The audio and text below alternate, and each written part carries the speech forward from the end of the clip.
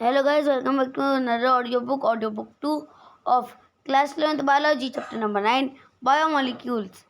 इस audio book में अपन करने वाले हैं 9.4 प्रोटीन्स के बारे में।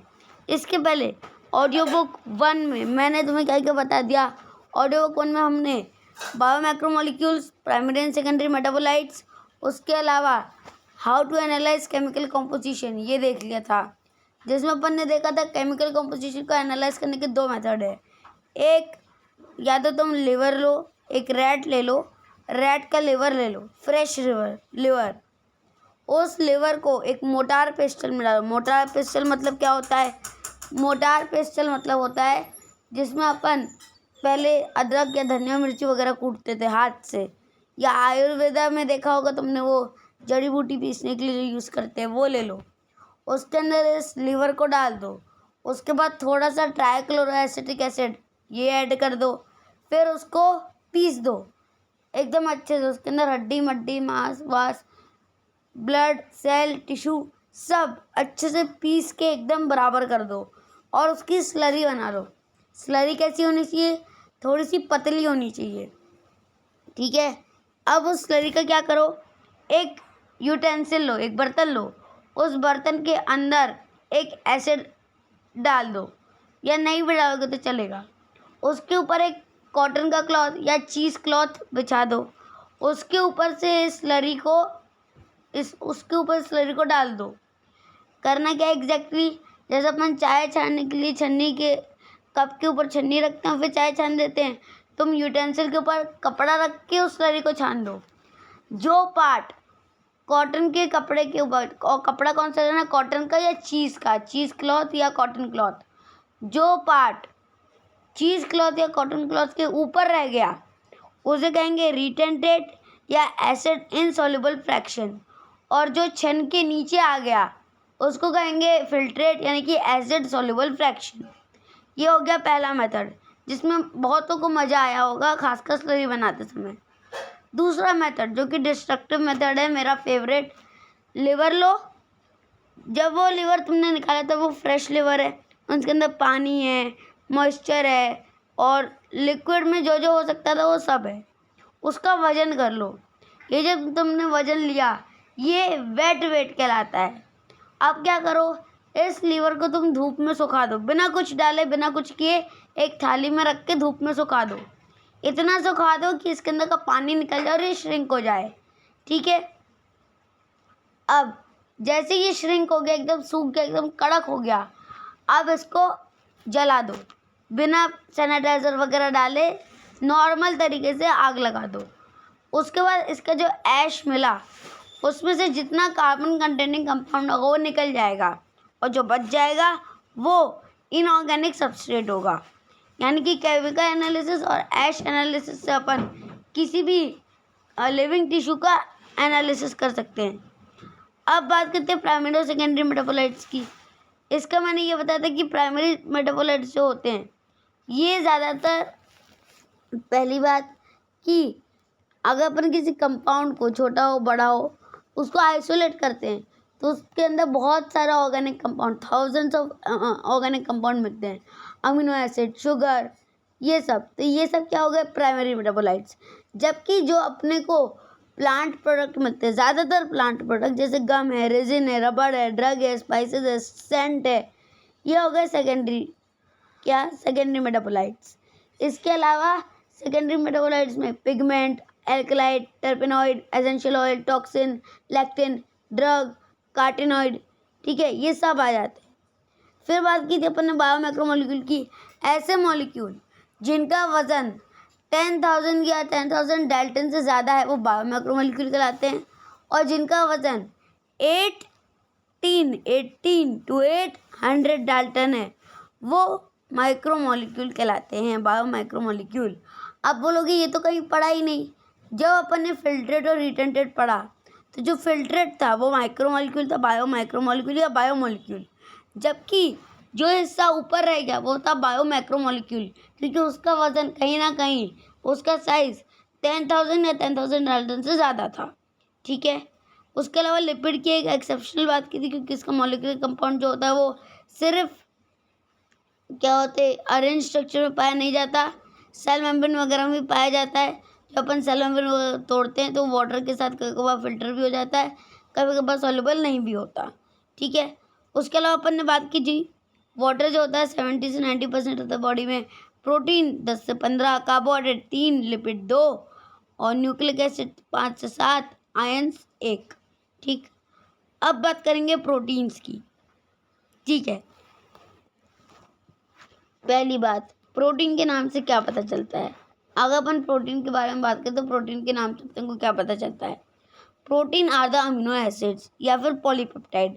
पॉलीपेप्टाइड्स को और अमीनो एसिड्स की लीनियर चेन को अपन प्रोटीन कहते हैं। ये प्रोटीन जो होते हैं क्या बहुत ज़रूरी होते हैं बॉडी के लिए, बहुत ज़रूरी होते हैं, क्योंकि जितना भी एनर्जी कंटेंट होना बनाना रहता है बॉडी में, ठीक है, या जितने भी प्रोटीन्स अपने बॉडी में एसेंशियल फंक्शंस को कैरी करते हैं, जैसे इंसुलिन है, ट्रिप्सिन है, एंटीबॉडी है, रिसेप्टर है, ये सब प्रोटीन है। तो protein is the essential part of the body. हालांकि एसेंशियल सब कुछ है, इसलिए किसी भी एक चीज़ को एसेंशियल नहीं ठहरा सकते। एक भी चीज़ बॉडी से गायब हो गई तो कुछ ना कर पाओगे। ठीक है, इसलिए प्रोटीन भी एसेंशियल है। Each protein is a polymer of amino acid. Her protein polymer होता है अमीनो एसिड का, यानी कि अमीनो एसिड मिलकर प्रोटीन बनाते हैं। तो यानी कि जब अमीनो एसिड एक लाइन में अरेंज हो जाएंगे तब वो पॉलीमर बनाएंगे और उस पॉलीमर को प्रोटीन बोलेंगे। ये अपन पढ़ेंगे क्लास 12 के chapter number 6 molecular basis of inheritance में। चैप्टर लंबा है, लेकिन मतलब लास्ट का पार्ट थोड़ा सा है ऊपर नीचे वाला, शुरू का नहीं उतना। उसके बाद बात करते हैं कि as there are 20 types of amino acid, protein is heteropolymer and not a homopolymer. क्योंकि टोटल 20 टाइप के पॉलीमर्स पाए जाते हैं प्रोटीन के, और प्रोटीन एक पॉलीमर है और उसके 20 तरीके के अमीनो एसिड्स पाए जाते हैं, इसलिए ये बोलना कि प्रोटीन एक होमोपॉलीमर होती है गलत है, ये हेट्रोपॉलीमर होता है।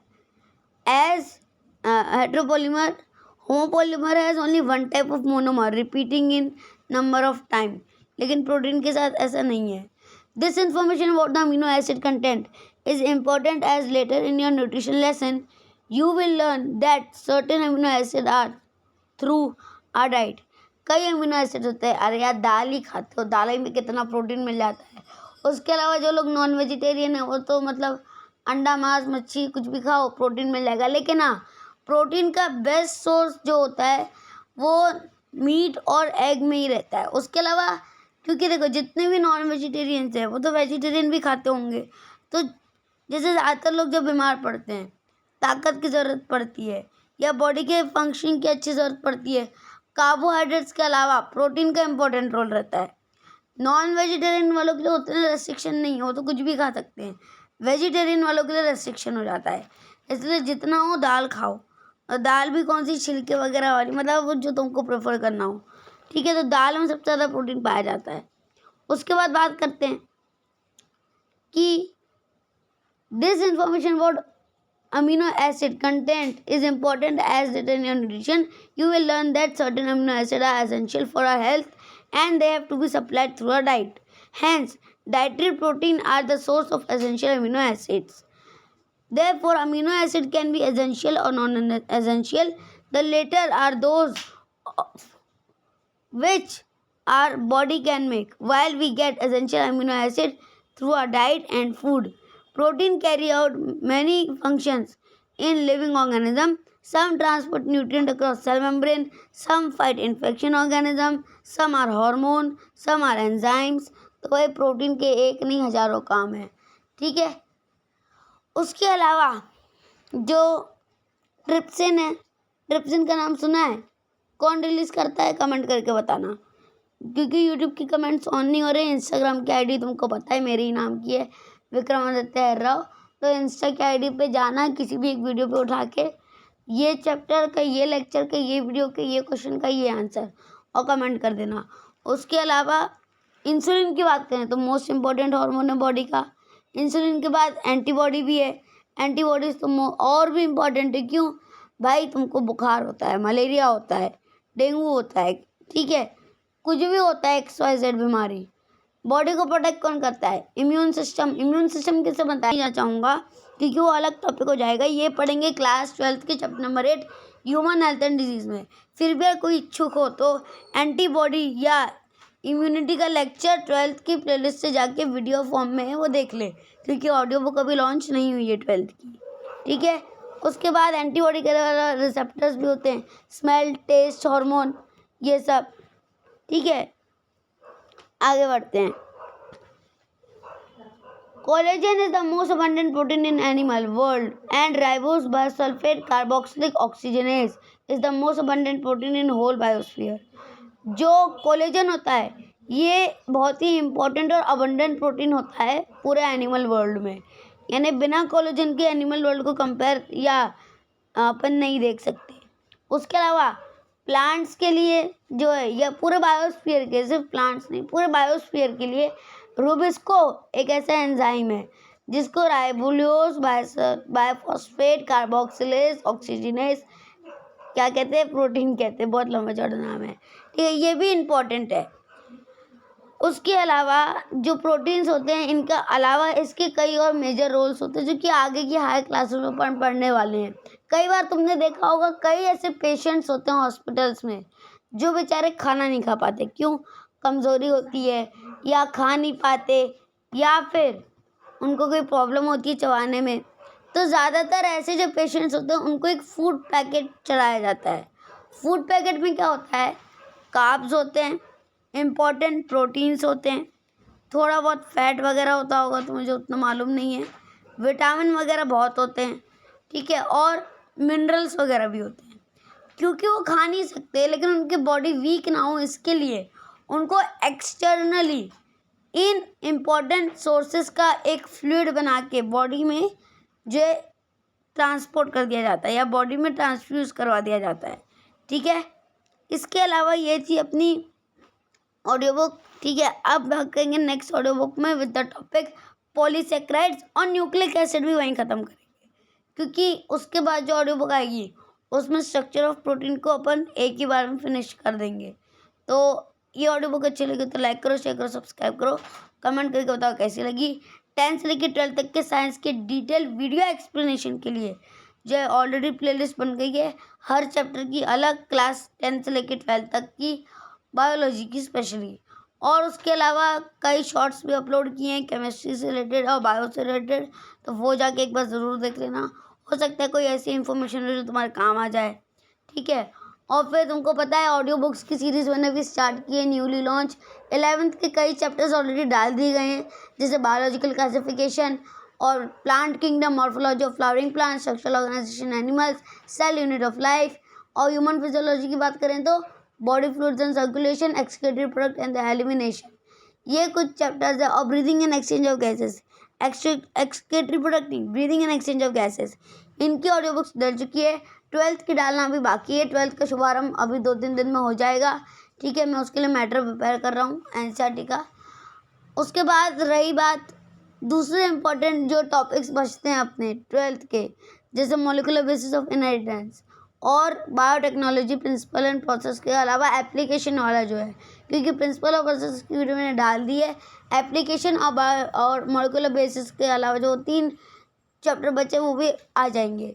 अब ऑडियो बुक अच्छी लगी तो लाइक कर देना, शेयर कर देना, सब्सक्राइब कर देना चैनल को नए हो तो, और आगे की वीडियोस के लिए नोटिफिकेशन बेल को बजा देना। मिलते हैं नेक्स्ट ऑडियो बुक में, तब तक हेल्दी होम, बाय। और वीडियो अच्छी लगी हो तो like, subscribe and share. Thank you.